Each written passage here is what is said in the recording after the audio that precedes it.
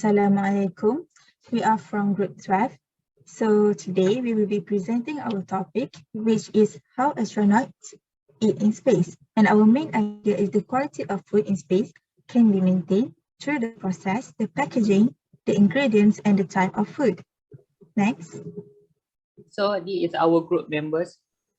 So my name is Muhammad NURFITRI ROSDI and my metric number 212196. And my name is NADHIRAH BINTI ARIF and my matrix number is 209938. So this is our content that we will present today, which is assisting machinery for maintaining the process of food, scientists testing the food, packaging food in space, the ingredients, example, and last but not least is the type of food. So this slide is about the how food and space related to each other.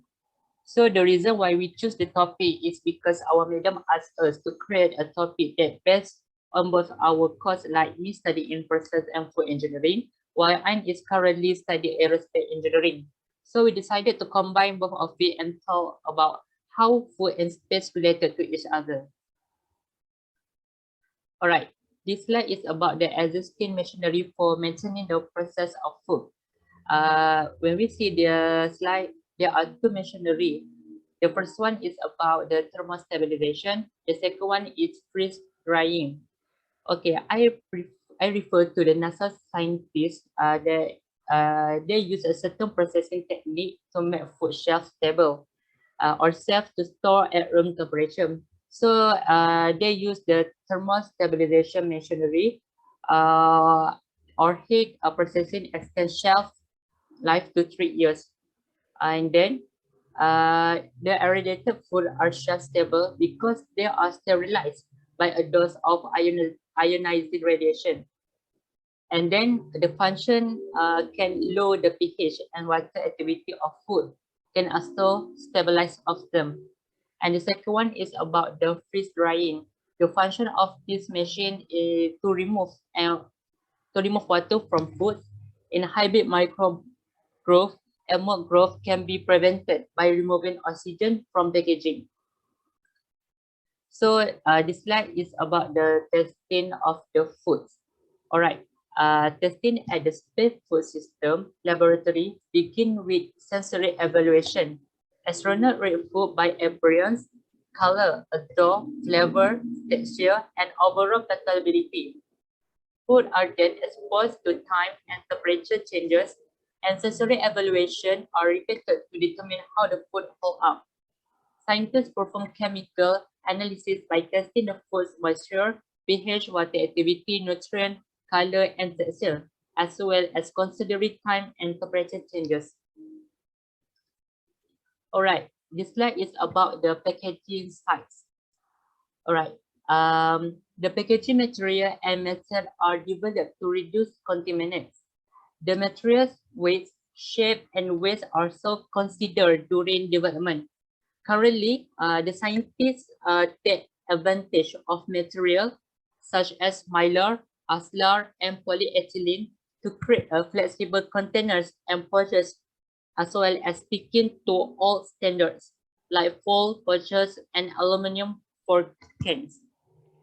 All right, since food weight allowance is limited to 3.8 pounds, which is 1.7 kl per person per day on the ISS, and only 0.5 pounds, which is 0.23 kl per person per day on the shuttle. The lab continue to develop new packaging material to reduce weight and waste. So, I can proceed. Now, I will continue the presentation and talk about the ingredients and the type of food for astronauts to bring to space. The first one, the food ingredients must be rich in calcium.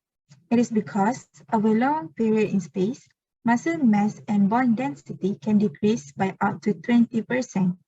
This loss may not hinder astronauts while they are in orbit, but their bones will be fragile when they return to Earth, increasing the risk of fractures.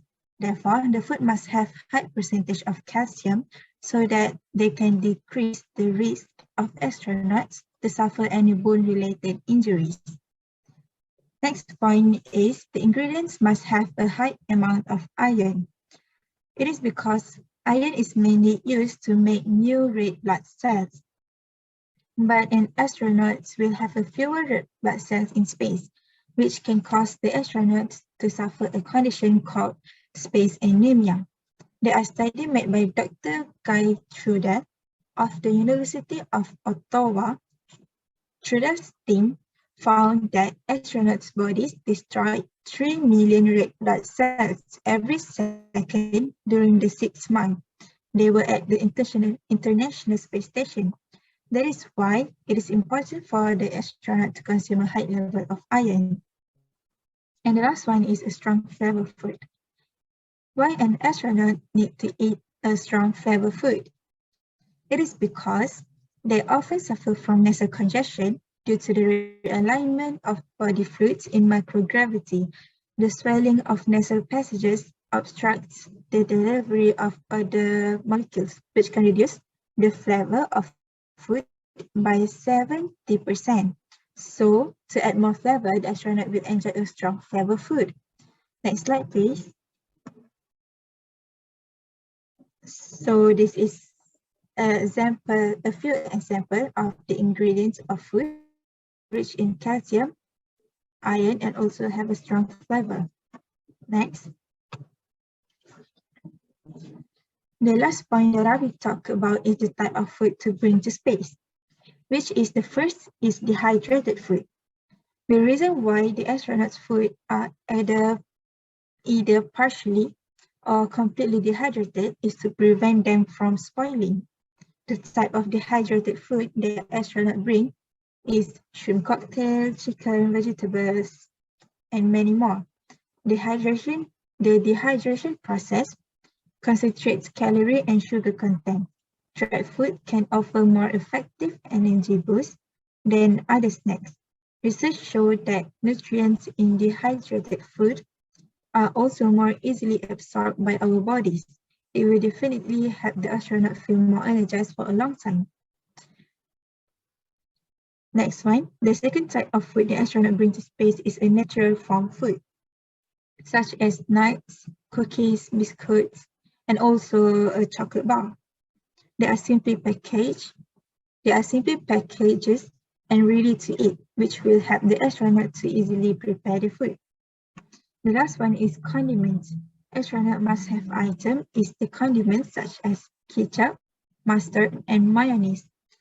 There are also salt and pepper available, but only in liquid form. This is because astronauts can't sprinkle salt and pepper on their food in space. The salt and pepper would simply float away, which would create a big danger as they could cause air vents, contaminate equipment, or get stuck in an astronaut's eye, mouth, or nose.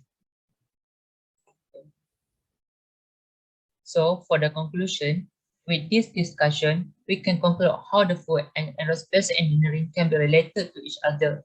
Without these two fields of engineering being united, then all of the astronauts all over the world will not be able to survive for a long time in space. This is because with in-depth research in both fields of food and aerospace engineering can yield many benefits in space research. So I think that's all. Thank you. Thank you.